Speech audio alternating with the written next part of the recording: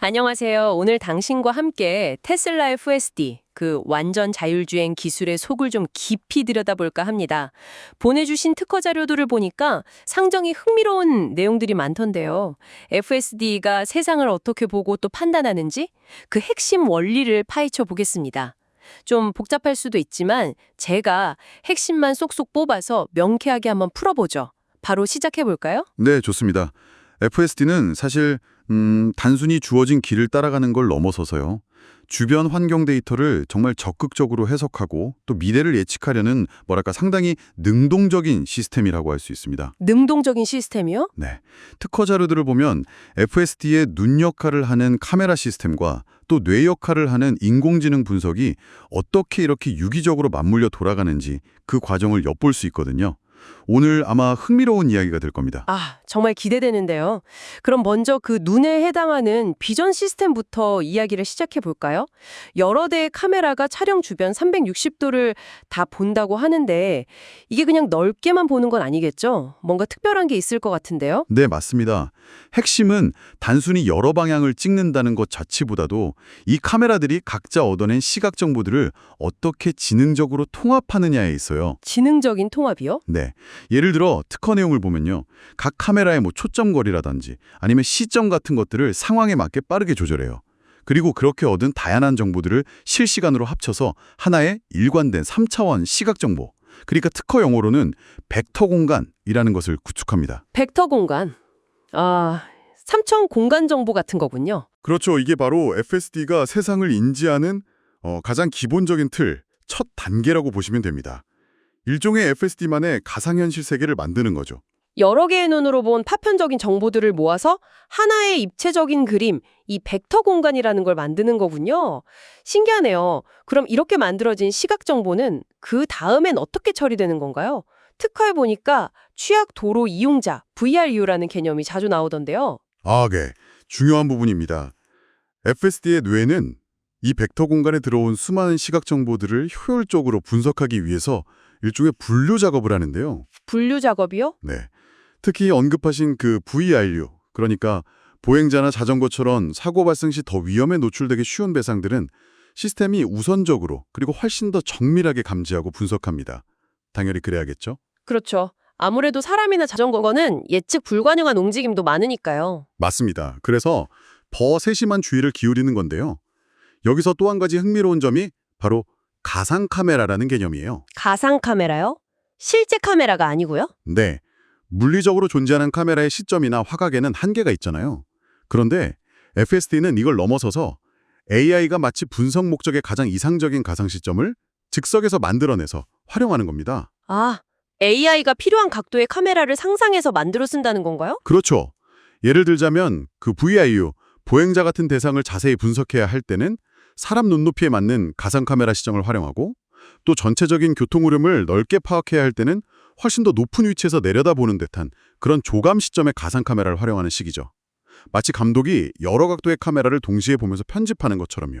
와, 필요한 관점을 AI가 직접 만들어낸다니 이건 정말 생각지도 못한 방식인데요.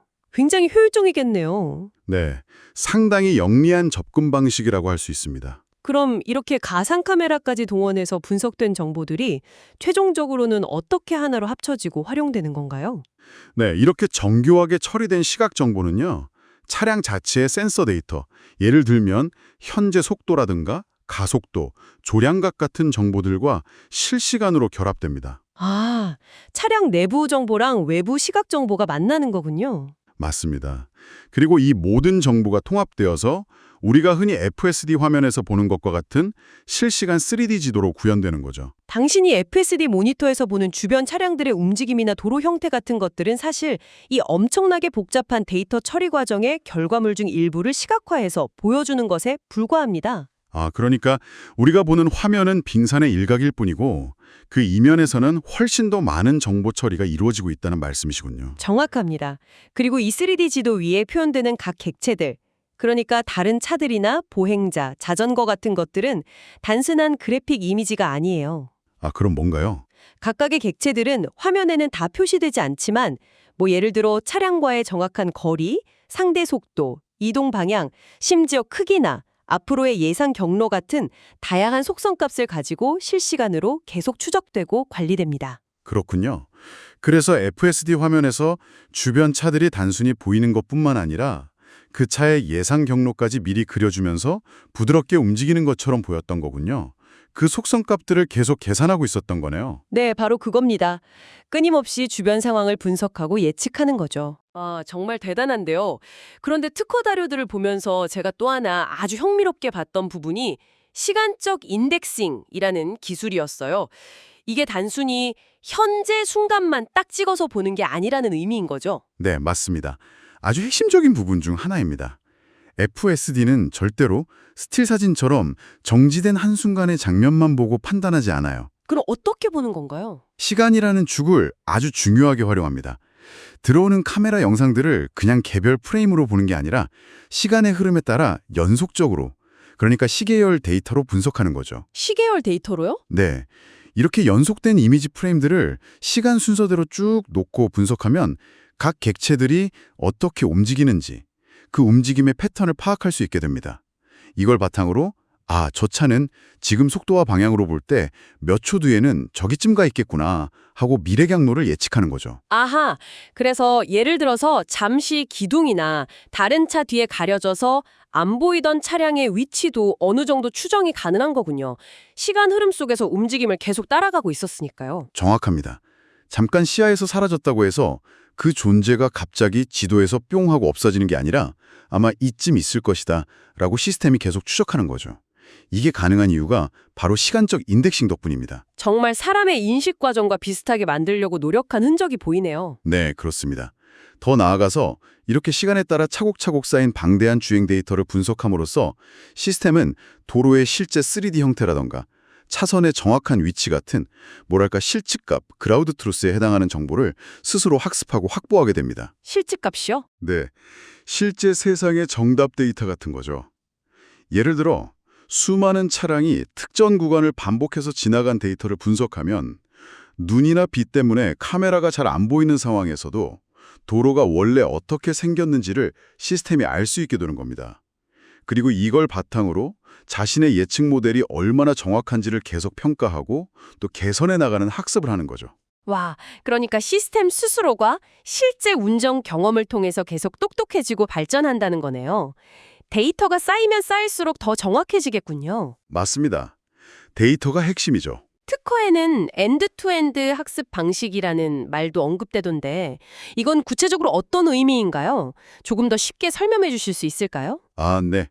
엔드-투-엔드 방식은 쉽게 말해서 FSD 시스템의 처음부터 끝까지, 그러니까 카메라로 세상을 보는 입력 단계부터 시작해서 그걸 분석하고 판단하고 최종적으로 핸들이나 가속 페달을 조작해서 행동하는 출력 단계까지의 전 과정을 마치 하나의 거대한 신경망처럼 통째로 묶어서 학습시킨다는 의미입니다. 아, 각 부분을 따로따로 학습시키는 게 아니라 전체 과정을 한꺼번에요. 네, 마치 사람이 운전을 배울 때 눈으로 보고 머리로 생각하고 손발로 조작하는 이 모든 과정을 분리해서 배우는 게 아니라 통합적으로 배우잖아요.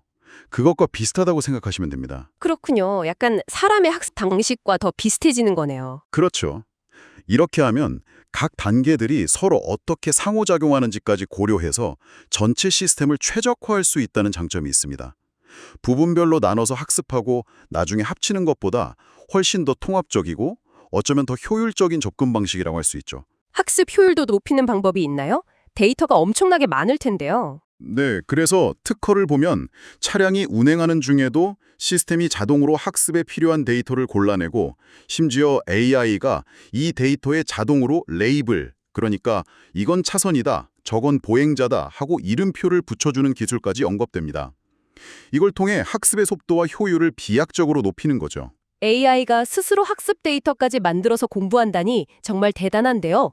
네, 그리고 필요하다면 특정 상황, 예를 들어 시스템이 실수를 자주 하는 코너라든지 아니면 운전자가 자주 개입하는 특정 시나리오 혹은 특정 차량에서 수집된 데이터만 집중적으로 골라서 모델을 개선하는 방식도 가능하다고 합니다. 정말 학습 능력 자체가 이 FSD 시스템의 핵심 경쟁력이 될 수밖에 없겠네요. 그런데 한 가지 궁금한 점이 있습니다. 특허에는 레이더나 라이다 같은 다른 센서들에 대한 언급도 분명히 있는데 왜 실제 테슬라는 지금 거의 카메라에만 의존하는 이른바 비전 온리 전략을 고수하고 있는 걸까요? 네, 그 점에 대해서도 특허에서 힌트를 얻을 수 있는데요. 현재 테슬라가 비전, 즉 카메라 기반 시스템을 핵심으로 삼고 있는 것은 맞습니다. 다른 센서들, 특히 라이다 같은 경우는 특허상의 내용을 종합해보면 주로 개발 단계에서 FSD 시스템의 학습 데이터, 즉 아까 말씀드린 실측값의 정확도를 높이기 위한 일종의 검증용 또는 보조적인 수단으로 활용되는 것으로 보입니다. 아, 그러니까 라이다로 얻은 정밀한 3D 데이터를 정답지로 삼아서 카메라 기반 시스템이 세상을 얼마나 정확하게 인식하는지를 평가하고 학습시키는 데 쓴다는 거군요. 네, 그럴 가능성이 높아 보입니다. 물론 레이더는 일부 모델에 아직 사용되고 있긴 하지만 점차 카메라의 성능이 향상되면서 그 의존도를 줄여나가고 있는 추세죠. 그리고 또 하나 흥미로운 점은 지도 데이터 활용 방식인데요. 보통 자율주행 시스템은 고정밀 지도, HT 맵에 많이 의존한다고 알려져 있는데 테슬라는 좀 다른 것 같더라고요. 맞습니다. 그 부분도 테슬라 FSD의 중요한 특징 중 하나입니다. FSD도 당연히 내비게이션이나 경로 계획을 위해 지도 데이터를 활용합니다. 하지만 만약 실제 도로 상황이 시스템이 가지고 있는 지도 데이터와 다르다면 예를 들어 갑자기 공사 구간이 나타나거나 차선이 임시로 변경된 경우처럼요. 네, 그럴 때 FSD는 어떻게 판단하나요? 그때는 지도를 무시하고 지금 당장 카메라로 보고 있는 현재, 여기에 실제 도로 정보를 절대적으로 우선시합니다. 지도는 어디까지나 참고 자료일 뿐 최종 판단은 실시간 시각 정보에 기반하는 거죠. 아, 그러니까 백문이 불여일견이라는 말이 딱 맞네요. 지도보다는 내 눈으로 본 현실을 믿겠다. 이런 철학이군요. 네, 그렇다고 볼 수 있습니다. 예기치 못한 도로 환경 변화에도 좀 더 유연하고 강인하게 대처하기 위한 설계 철학이 반영된 결과라고 생각합니다. FSD. 자, 오늘 정말 많은 이야기를 나눴는데요.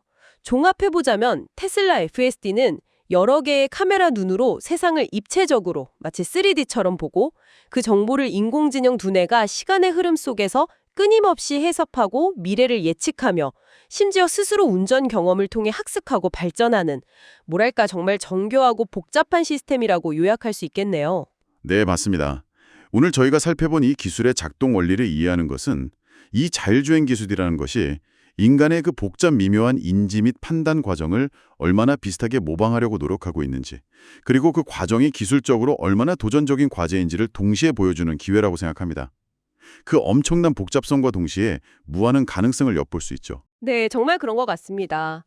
오늘 저희가 특허 자료를 통해 살펴본 내용은 FSD의 핵심적인 작동 원리였고요. 물론 이 시스템은 지금 이 순간에도 계속해서 데이터를 쌓고 학습하며 진화하고 있을 겁니다.